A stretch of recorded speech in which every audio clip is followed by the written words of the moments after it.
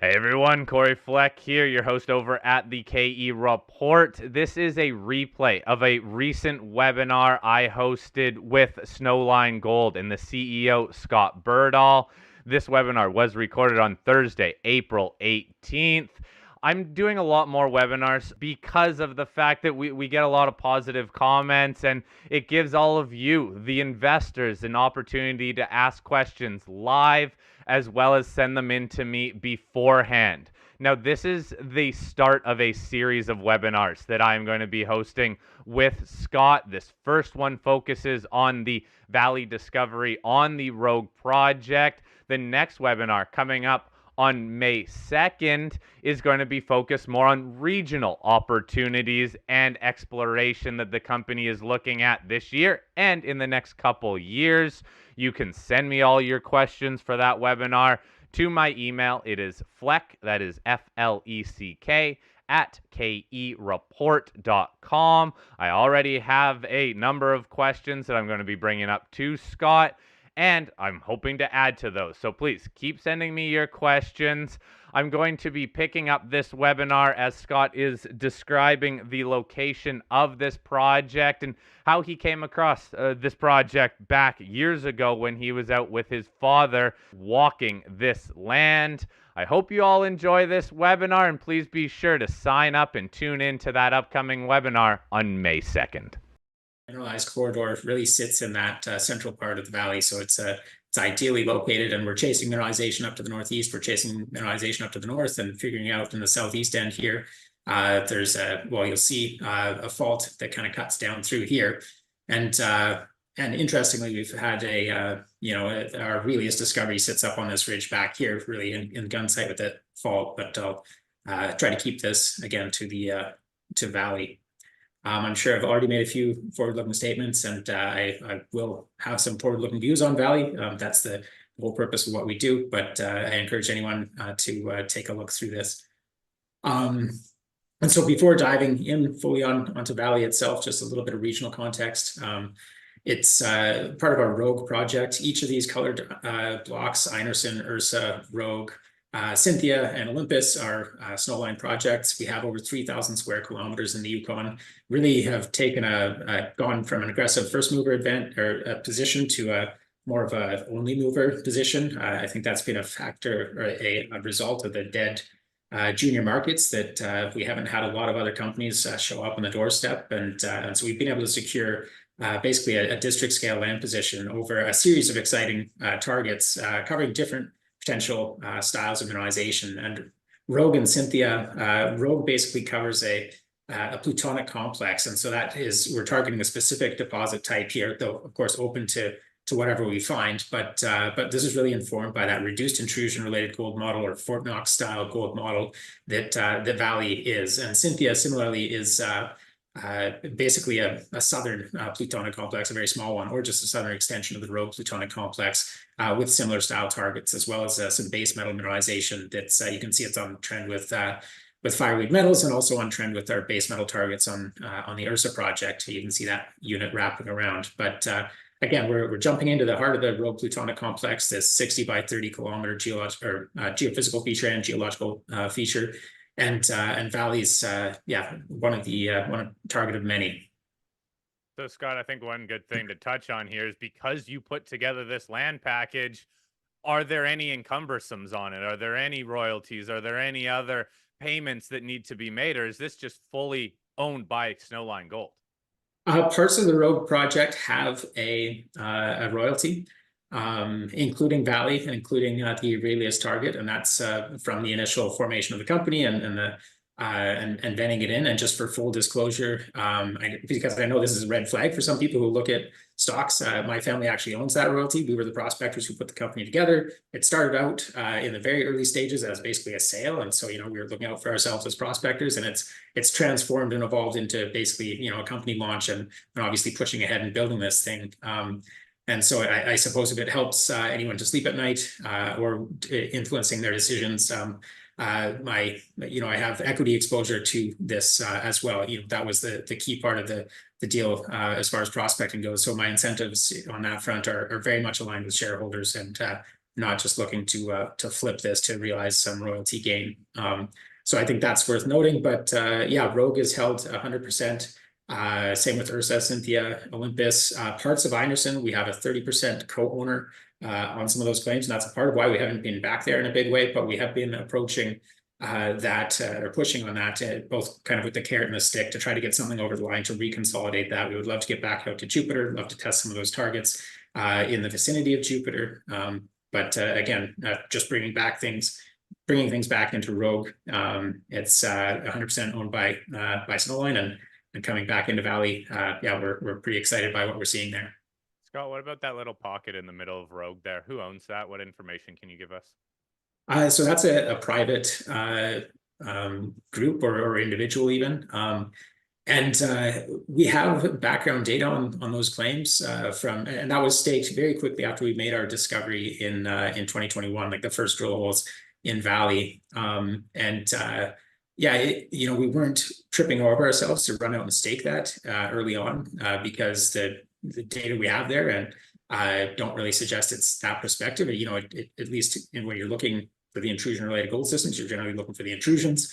And we do have baseline data from an earlier iteration of this project where we have the data that we do have that crosses that ground isn't the most compelling, but nonetheless, I don't mean to throw shade on someone else's efforts out there. And if they find something that would be fantastic, and it would force us to reevaluate our model as we approach this whole district. And so, it would ultimately be a big win for us. We would take a closer look at basically everything in that kind of a scenario. So yeah, it's the claims picked up, and it was also a nice warning shot kind of across our bow. I mentioned, not too many others, really almost no, apart from this one, others coming in here on the back of our discovery. And so that really kind of got us into gear. We were actually already staking. We found our claim posts when we were staking to expand.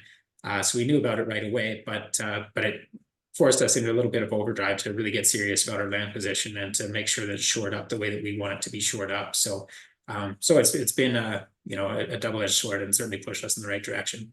Oh, I'm sure it has. I guess final question then. You going to expand on any of these land packages? Do you see opportunity to grow any of these projects?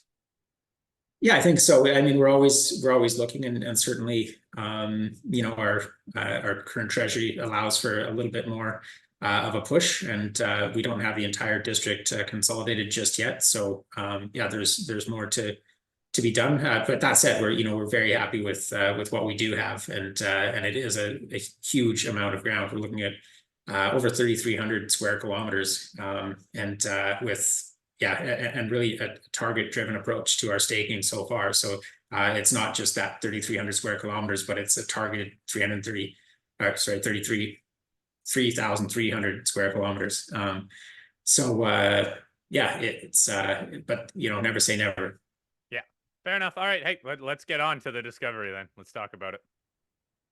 All right. So yeah, I just wanted to walk people through kind of a history of what's out there, and I think that also gives a better understanding of what Valley is and how it relates to kind of the broader Rogue project, and will inform not only this discussion but also our further discussion of regional targets. Right now, so our work, a little bit of work had been done in that Rogue Plutonic complex, base metal program in the 60s, just very broad regional program, a little bit of poking around in the early 1980s. Interestingly, led by a uranium company, but employing the geologist who later went on to work for B2 Gold. So kind of a small world in a lot of ways, with them as a passive 9.9% shareholder of Snowline now. So and interesting that they were seeing the gold, and from what I understand, they were more interested in the uranium potential out there, and the gold wasn't enough to kind of tip the scales in favor of coming back here, and so it was just left for to the records that we have in the Yukon. There was another round of exploration in the 1990s that was basically a 2-year effort. 1 year of looking at these, and that was driven by the discovery and development of Fort Knox, where people realized, okay, these systems exist. They're very interesting, and the models started to be built around that time. And so, yeah, a company came in 95, looked at a few of these intrusions, found a lot of gold mineralization. In 96, they drilled a few holes on a few of the different targets, including our Reed target, just to the about 10 kilometers to the east of Valley. And then that was 1996. And so, I can only speculate as to exactly why it was dropped, but other things happened in 1996 that left a lot of projects on the shelf.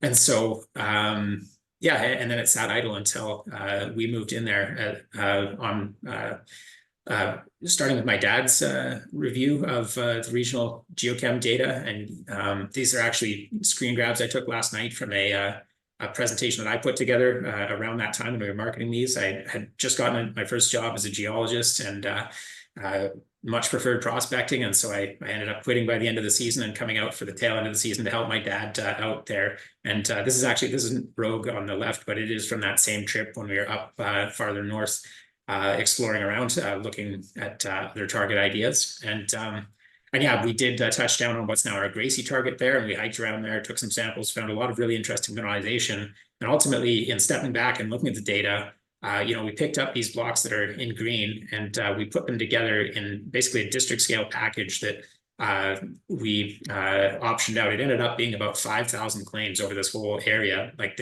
Based on what we were seeing here, and based on this lower picture is magnetic anomalism. And so based on seeing this plutonic complex out there, we wanted to really explore the thing quite holistically. So we put together a big land position with the support of that company. And you can see Valley doesn't stand out. This top figure is just the government stream geochemistry data. Those are gold values in parts per billion. So 1,000 of those is basically the equivalent to 1 gram per ton in a rock sample or a soil sample. And you can see, actually, when you get into a number like 20, that is already interesting when it comes to soil or to stream sediment samples. It depends on a lot of different factors, but certainly, I would look at why a 20 is there when you start to get into that range in these things. You can see there's actually quite an extensive footprint of this anomalous geochemistry, and Valley really doesn't stand out. And so that's pretty interesting on a couple of different fronts. It shows that, okay, there's a lot to learn here. And it also shows, okay, well, what about these things that do stand out? And one of those is Gracie. One of them is Aurelius up here, this stream with the 805. So that's 0.8 grams per ton in a silt sample. The company we optioned it out to did a very good baseline silts program that we have now benefited from as Snowline. And their follow-up sample there was from a different part of that same stream, 1.1 grams per ton, or actually, sorry, 1.2. And so, yeah, all this to say, kind of humble beginnings of this project, but it started out with a regional scale idea, and we were able to package it together and go from there. I find this so cool because it really is a family story. That picture was your dad out there. You and your dad were walking this ground quite a while ago, putting it together. Yeah, exactly. And actually, I should also give a shout out to our Snowline's current chair, Craig Hart.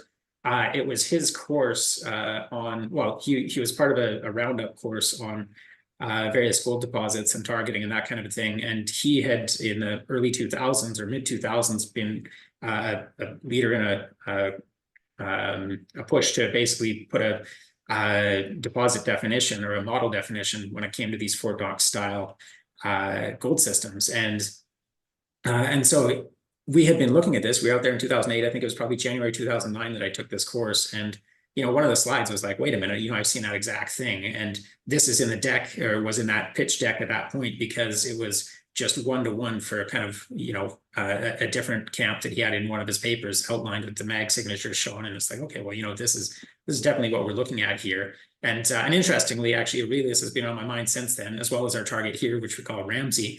As these, you have donuts where you have a big intrusion that is a mag low, but the sediments that it intrudes through, it causes hornfells, which is magnetic, and so you get these kind of donut rings. But in cases you have, and if you look at higher res or even just adjust the contours on this mag, you'll see a donut here where this pluton called the old cabin pluton sticks up. But then you have things like this where you have more of a timbit, if for the Canadian audience anyway, a donut hole for the US. And that suggests basically you're looking above an intrusion. And that's a pretty exciting thing to see, because the tops of these systems are really where the most fertile part of the system is, at least according to the the model that Craig set out. And so to find an intact intrusion is a pretty exciting prize in itself. And then when it's complemented by this kind of geochemistry, that's pretty exciting. So I'll just fast forward to 2012. I think we packaged it and optioned it in 2010. The company went out and did a big baseline streams program in 2011, as well as some limited follow-up, and then they did additional limited follow-up in 2012, and that led to the discovery of Valley. So Valley, the intrusion itself, we now know it's about 1 kilometer by 800 meters. At the time, it wasn't on any geological map. It was just totally undocumented. It really shows how unexplored this region is.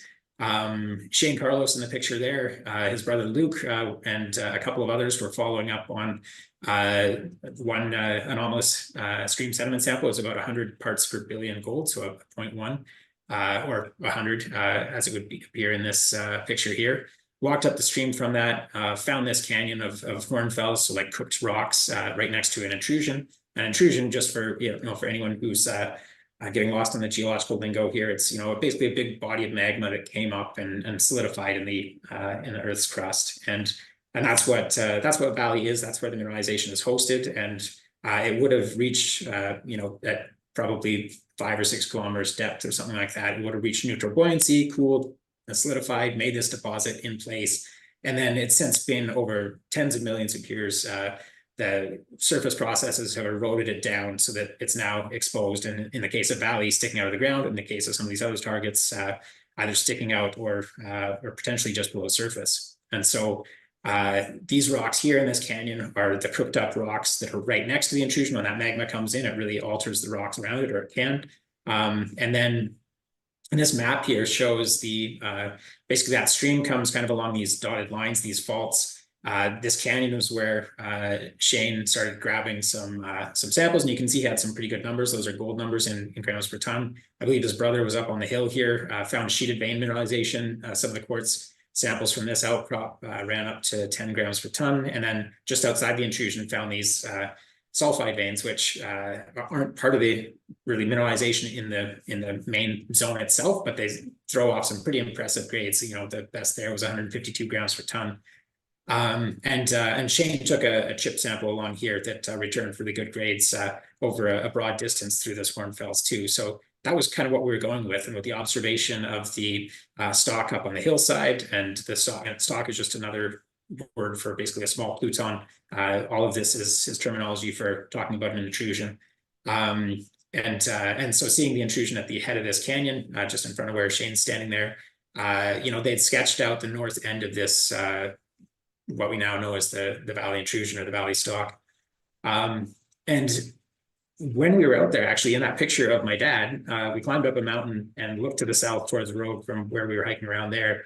And there was this helicopter flying around with a huge ring on it, like some kind of geophysical survey. And it was just the most bizarre sight, because we were, this was very unexplored country. And so just to see someone flying a geophysical survey out there when there are no other claims out in the region, and that kind of thing. And, it remained just a mystery for quite a while, until that data, I believe, was bought by the Yukon Geological Survey and released. And I was like, oh, huh. And suddenly it was a huge footprint of what's called Z10, like an electromagnetic survey method. And it covered the Valley area and others. And so getting our hands on that was really interesting. I plotted it up, and you look at that polygon that they have here, and it's just a perfect sketch to the north end of this resistive feature that you can see in the electromagnetic data. And so that was part of, and there you can see that stream sediment sample that Shane was following up to find that Hornfels Canyon. And so this is kind of what we were going on when we launched the company. That was really all we had as far as Valley goes. And Valley, I've said this many times in other interviews and conversations with people about the company, but we really didn't form the company to explore Valley. It was one target of many, and it remains one target of many. Obviously, it's become I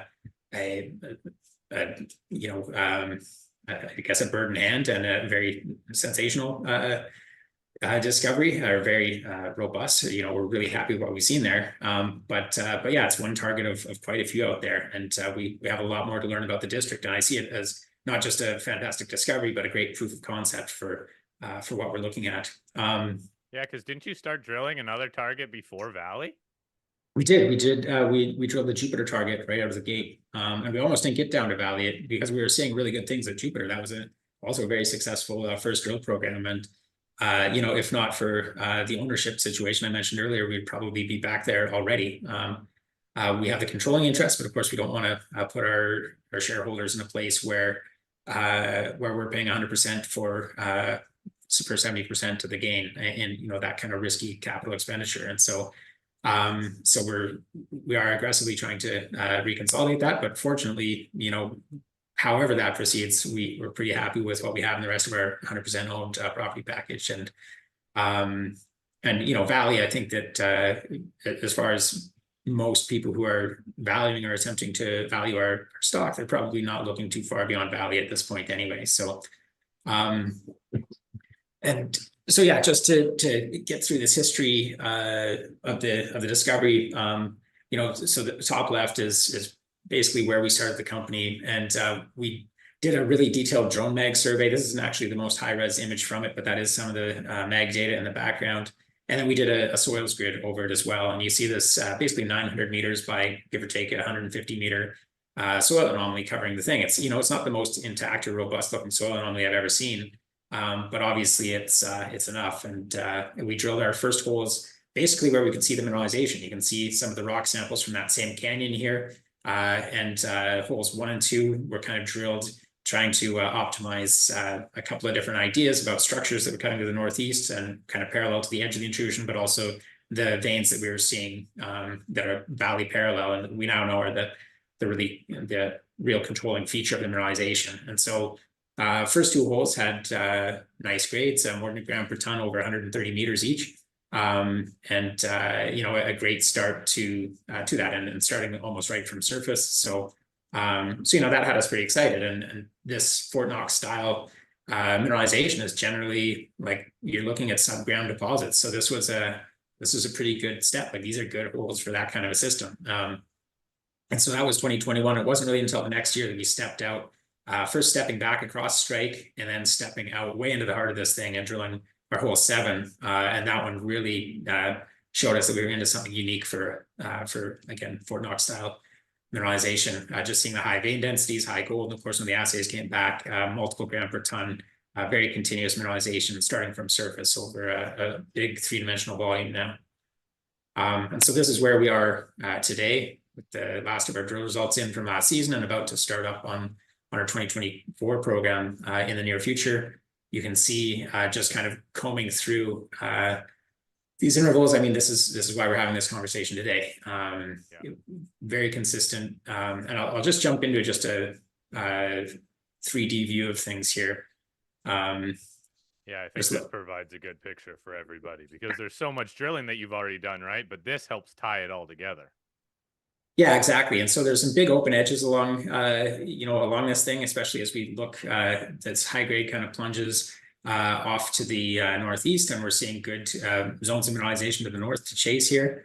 And we're seeing, yeah, great continuity mineralization along about 700 meters of strike. And you see within that, you know, it's not like there's just one vein where we're seeing a whole bunch of gold and it's smeared out. This is just observations of visible gold from the core loggers as they go through, and just plotting it in 3D. And you can see it's very pervasive throughout this whole thing, with higher concentrations in the zone of higher grade. And looking at the cross section, so we're looking basically right along the strike of mineralization. And you can see, I think one big thing to take note of here is just the distribution, where you have this great continuity right near surface, right in the middle of the valley. And that's a key aspect of this. And while we're still chasing a lot of open edges of the system and big zones of rock that look like they could add substantially to what we know is there, we're very happy with how this has taken shape in that kind of high grade near surface central corridor. Now, would you say you found the extent of the mineralization there? Because we obviously see that high grade core, but then some of those holes on the outside, they do carry gold, but it's of a lower grade. It is a lower grade. I think that, we've kind of found it at two different levels, where in 2022, we actually very early on found where there wasn't mineralization, because we were taking, after that first big 350-meter step out into the intrusion, we did that kind of again and again, and we're really testing the edge of the system because we wanted to know, like, how big is this thing right away. And so we know some parts of the intrusion are not well mineralized. And then last year, we kind of came back to, okay, well, these were the best holes, and let's look at this. And it's I don't like, in terms of the continuous kind of, call it +2 or even 2.5, like this area where you see these 3 and 4 and even 5 gram per ton intersections that are spanning big distances. I think we've probably wrapped around that, although that's not to say that it couldn't pop up again somewhere else. So we're still learning about this, but the edges of it are still very intriguing to us. You have things like hole 45 here, where you're looking at 518 meters at well over a gram per ton, with some higher grade within that. And so yes, when you look at this, it's kind of like looking into headlights or something, and it makes everything else look kind of unimpressive. But this would be a highlight hole, or possibly even a best ever hole at similar system, or not similar, but other reduced intrusion related gold systems, or Fort Knox style gold systems. And so when you look at deposits that are in production right now, like Fort Knox, they're operating at an average grade of 0.3 grams per ton with a 0.1 cutoff. Eagle, and Fort Knox, you can say, okay, they're next to Fairbanks. They've had 30 years of production to pay down capex and everything else, and that's fair. Those are good points. But Eagle started up not that long ago, and they're mining an average grade of 0.65 with different parts of the system. I think have 0.15 and 0.2 gram per ton cutoffs. So like these are low grade systems. They work because of the scale, because of the continuity, and because of the good metallurgy, and not so much because of the grade. But again, coming back to hole 45 here, you're looking at right there, you're already close to double the average grade of the Eagle mine, just on the edge of this system. And so yeah, it's definitely come down off the grades here, but we are not closed out when we're still drilling double the grades of a system like that. And you can see how you could kind of push the pit out in this direction and up to the north and so on. So we have a lot of work to do to really constrain that further. So I guess the way to view that too is this is mineralization that, if this turns into a mine, would come later on in the mine plan, still be economic, but the mine would already be generating cash flow from that higher grade core first and foremost. That would be the initial focus. Yeah, and I think that's a pretty important point. As we push ahead with this thing, like, Valley will be what it is, as we better understand it and get numbers wrapped around it. But for wherever it stacks up in the tonnage and grade kind of curve of different gold systems out there, not many have this geometry, and not to mention the metallurgy, which is very favorable from our initial tests as well. But this is very unique, and I think that's something that really sets Valley apart. Obviously, it does a lot to set itself apart just in terms of these intervals themselves and the scale and the grade that we're seeing and what that will mean for contained gold. But when you have that starter pit, or even really starter mine, given the scale here, where you're mining multiple gram per ton material for potentially years, with very little dilutive material in there, whether internally or stripping or other things, that is rare, and that is valuable. And so if you start to think about, okay, well, what would cash flow look for this? And this is why you have that forward-looking disclaimer in there. But just from a symmetry point of view, you're not going to have a steady cash flow throughout. It's basically going to be front loaded. And so when you think about the time value of money, that's much preferred to to just a flat structure with a lot of your production way down the road, years or decades away, just basically to get it out of the ground quickly. There's a lot of benefit to that. Okay, thank you. That makes sense. I think we're tying that all together there. Yeah, and just I might just switch, so this picture on the left, it shows the top of hole 39, the top 132 meters of that hole, average 5 grams per ton. And this is one thing to, I still get questions and comments about this, okay, 553 meters at 2.5 grams, like that's great, but how much of that was contained within a single meter? And people really just have been traumatized, I think, in being around the space long enough and seeing smearing and that kind of a thing. And so that's one thing that I still haven't fully gotten across, is just how continuous this mineralization is. And so you can see it laid out like this. And it's always frustrating. People invite you to a core shack, and you can bring, 2 or at most like 6 boxes or something like that. And it really doesn't tell the story, because you can pick any 2 of these boxes and they're pretty much the same. But the story is when you lay them out and you have just hundreds of meters of this laid out, and it just box after box after box. And so you can see that going through these tags. The scale is different on the left and right side here. So basically more aggressive, but anything red is 2 grams per ton or higher. Anything pink is 5 grams per ton or higher. And the orange, there are just a handful of orange tags there are right between 1 and 2 grams per ton. And so, again, all of that basically being above the average resource grade, well above the average resource grade, but almost an order of magnitude above what you're seeing in other mines of this type. And on the other side, you don't have a ton for high flying assays in here. So what we've seen when we cap, and we cap quite aggressively at 10 grams per ton, there's no statistical reason to do that. It's actually just more of a practical reason that we started out with, and that's the over limit value, where we have to do a different assay type. And so, but you wouldn't typically see a cap that low, but nonetheless, when we do caps at 10 grams per ton, we sometimes see no change at all for these high grade intervals, because there are no samples above 10 grams per ton. Sometimes we see often we see, like 3 to 5%, and you can look in our press releases and you see we present the uncapped grades, but also the capped, and generally there's very little difference between them. And that applies here as well, where very few of these pink tags are actually above 10 grams per ton. So that kind of makes it harder to have that really impressive box of core at the trade show or wherever it is, because people walk by and they say, oh yeah, this many grams per ton, okay, and walk on. But had they give us the floor space to lay all this out, you might have a different conversation with those people. Yeah, it's hard to bring 132 meters of core to any conference, isn't it? Yeah, exactly. Okay, so really it's consistent. It's consistent and also high grade, and also pretty much right at surface, a lot of this.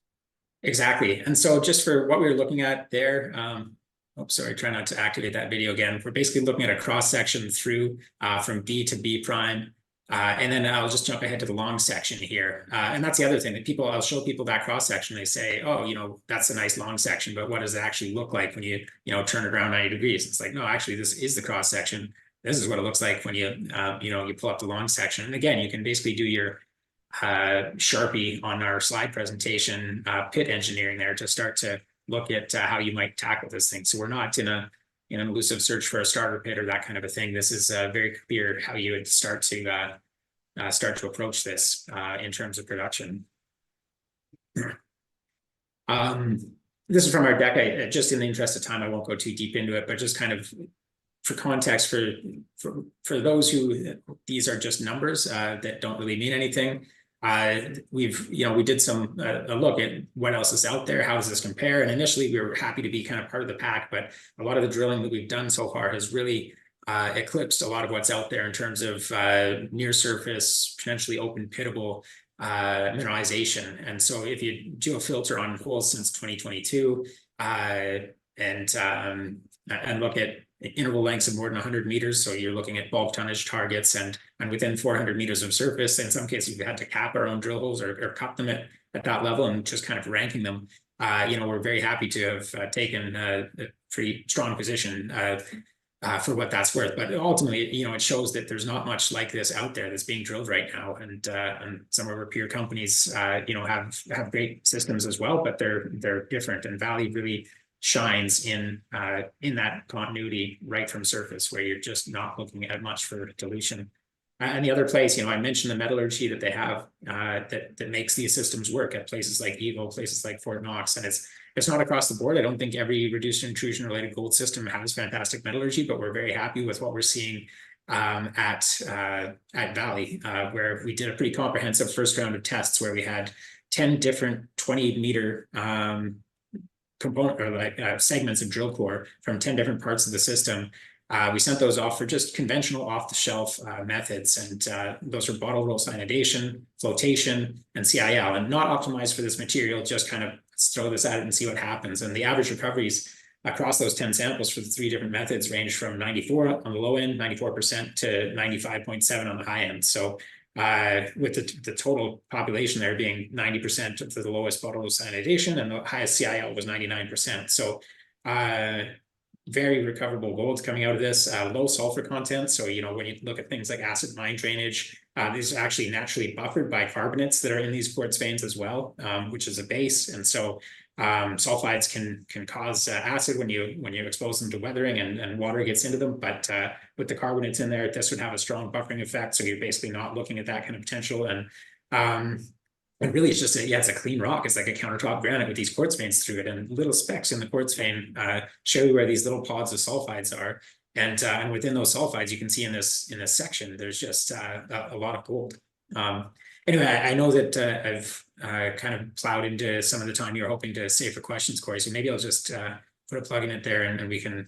Sure. All right. Well, thank you. I questions. guess one thing to talk about metallurgy wise too is that when you're early on here, it's really just confirming that you should keep moving forward with these projects. If you get low recoveries, then that can shy investors and also companies away, because there needs to be a lot more work put into these rocks. So these numbers, it confirms that, hey, look, this should be able to be mined in fairly reasonable ways that we already know. But on the back of that, a couple of questions, a lot of questions actually, just about what you're going to do with the Valley discovery in terms of the rest of the land package. Would you consider, is it even an option to consider spinning the Valley discovery, or just the Rogue project generally, off into its own entity, develop that through a company, and then go exploring on the other projects through a different company? Yeah, I think that's certainly one option, excuse me, of a bunch in terms of, and even within the question, there's a few options lined up of where do you split things out. And I recognize that there's a lot of value to be had in terms of not just tagging on other targets to a main target, but I think right now we're in a place where Valley really drives a lot of what we do regionally as well. And so, we could split things out, and but then suddenly, in this junior market, if we were to do it, say today, I think we'd have a very tough time if our first few drill holes didn't hit on another target, even if we started out cashed up, to then start going back to the markets as that separate entity that doesn't hold Valley kind of hat in hand, and then suddenly kind of going shoulder to shoulder with other companies in what's been a really tough equity space. And so it would be challenging to raise if we don't hit something out of the park right away. But certainly, that's on our radar. We've talked about, do we want to set up structures in advance so that, it's kind of just like a pull key thing ready to go. But again, it comes down to how to separate those out, and whether you just split out Valley, whether you split out, say, Valley with Gracie, whether you split out all of Rogue, and what does that leave us with? So those are certainly active strategic conversations, but right now it makes a lot of sense to me to have Valley as a driver, where if you're a $20 million market cap company and you go to do a $2 million drill program, you're diluting your shareholders 10%. Or whatever the exact number works out to there, but here at 800 plus million market cap, to go do a $2 million drill program is a totally different story. And so we can really afford to take shots and really afford to approach this regional idea in a more systematic and regional way, rather than just kind of going on a prayer that we're going to hit again and get that upside. Hey, I appreciate keeping it within one vehicle, especially for now. We don't need any more junior exploration companies, right? Keep it within one. Use the Valley discovery to continue to fund other regional work, which we will talk about in that other webinar on May 2nd. Any plans to come out with a resource estimate at Valley anytime soon, within this year, maybe even into next year? We are pushing ahead in that direction. And there's just going back to what this thing looks like, it's not rocket surgery at this point. You know, not to say that there's not a lot that goes into resource estimation and that kind of a thing, but this isn't a system where we're going to have to sit back and drill year after year, you know, hundreds of thousands, even millions of meters before we can start to wrap our heads around what's there. So we're pushing pretty aggressively in that direction. I've been pretty conscious about trying not to tie my hands in that, but you know, we investors obviously want to know, and so you know we're looking at getting something onto the table within the next 12 months, and so that's that's what we're targeting. That's what we're pushing for. Now, if we drill out here back from 45 and get right into the heart of something else, you know, we might have to push that back, and really our initial philosophy was just trying to get around the scope of this thing, really get our arms around the system and figure it out. And that remains our philosophy, but we're pushing ahead to get numbers on the table because it's a pretty special discovery. And on the back of that, pushing strongly to wrap economic numbers around it as well. So again, that's where I really think this system will shine. And so you know, we don't have to shy away from that of like, okay, you know, here's what we have, here's what's in the ground, and then, you know, put off the economics for years because we're scared that it's not going to make money. This is something that, you know, I think is going to make money in a whole host of different gold environments. Even if we crash and lose 50% of the value of gold, you know, I'd still be confident that this is the kind of project that you want to be working on. So we're pushing ahead on the economics front at the same time. Okay. Thank you. Now, when it ties into future work that you're going to be doing here, do you need to do much infill drilling to even come up with that initial resource estimate? I guess it just comes down to the quality of the estimate, and you know, and the confidence you have in the model. But yeah, you know, we do have pretty decent coverage of parts of the system, and we're still kind of clutching at straws on a lot of the margins of the system. And so yeah, it's a good question, and you could and also I think it varies from QP to QP, really how one would classify things and the level of confidence they'd give different things. But yeah, we can certainly do more to de-risk things, and that'll be a part of our upcoming drill program. But yeah, obviously many people have already started wrapping numbers around things at Valley, and it's the continuity lends itself to understanding with a relatively small amount of drilling. Okay. Let's talk about infrastructure or potential even all-weather roads, access being built into that valley area and around that discovery. Any conversations with the government? Any updates you can give us in terms of improving access to this area? Yeah, I mean, well, I guess it doesn't quite show on this figure. Oh, it does. The North Canal Road. You know, the Yukon government has been talking for a while now, and the federal government has been talking about upgrades to that North Canal Road, and so that is a government-maintained road. I think it's Yukon Highway number 6. Fireweed Metals obviously also pressing for improvements along that corridor, as are other groups within the Yukon, and so it would be very nice to see that. Nonetheless, that doesn't get you all the way to Valley. The Plata Winter Trail is an old heavy equipment route that serviced the small scale high grade Plata silver mine. And I say mine with like a built-in question mark because it was I think it was a year or two of production, very high grade though. Like they were flying it by helicopter down to the airstrip to load onto planes to fly out. Like I've never heard of a mine doing that anywhere else. A really interesting story there, but nonetheless, that trail goes into Plata, and then that trail network itself is about 30 kilometers from Valley. And it's a fairly straight shot. I think I have a picture later in the presentation here. Yeah, so this is just a look at Valley looking kind of south, and that's that main body of mineralization there, nicely situated in that central part of the valley with the highest grade stuff right in the middle. And this is looking the other direction there, and there you can see basically just in front of those mountains is where your Plata Trail network comes in, and so that's that's the shot that we're taking. It's not like we have to cross over any mountains like this or anything like that. It's a nice broad valley route to get to the North Canal Road.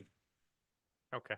A couple more questions and we're going to wrap it up. But again, thank you everyone for sending in your questions. I'm saving a lot of the regional exploration questions for our next webinar because that's what we're strictly going to focus on.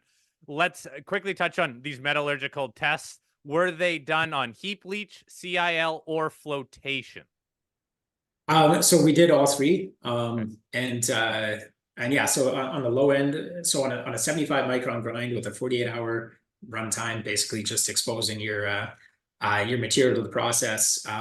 We had on the low end for recoveries was the bottle roll cyanidation, and that was at 94.1. That's really more of a qualitative result that shows that this material can be heap leached. And as part of the current metallurgical program that we have underway, we're doing more quantitative tests where you actually have like a column of this material with a very coarse or much coarser grind size. We have a range of sizes, and that's more like a 6-month test. So, we won't see those results for some time, but that'll give us a more quantitative picture in terms of the heap leach recoveries. But then you have and of course there's a trade-off there between your grind size and your recovery, and you want to optimize that. But then at some point your grade and your recovery is good enough that you want to just put things into a mill. That's the flotation and the CIL. And yeah, the CIL was the highest, 95.7. I believe it was 95 and change for it was either 95 or a bit north of 95 for the flotation average recovery as well. So both of those processes, and again, with flotation, this is not tailored to what we have here. And so part of the processing that we're doing as well is now looking at, like, yes, 95, 96%, those are great recoveries, but can we do more to get that, to squeeze that extra 4 and 5% out of this material? Okay. Final question then, we'll wrap it up on this. What are the plans for Valley, the drilling, the exploration this year in 2024? Yeah, it's going to be a big year for us. We have 3 drills parked out there that we're ready to fire up next month. It'll be our fourth, really our third major drill campaign on the target.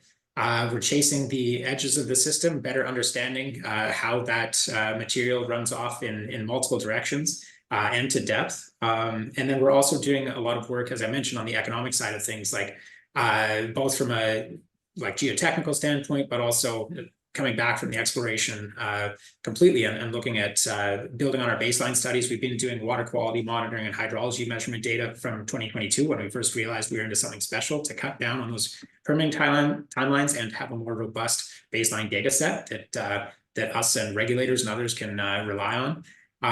And so, yeah, really doing everything, recognizing that there is a mountain of that front-loaded cash flow sitting out there in the future, and doing what we can to compress that timeline, because that's the other factor there. Like, yes, we can build it out through exploration. Yes, we can de-risk it.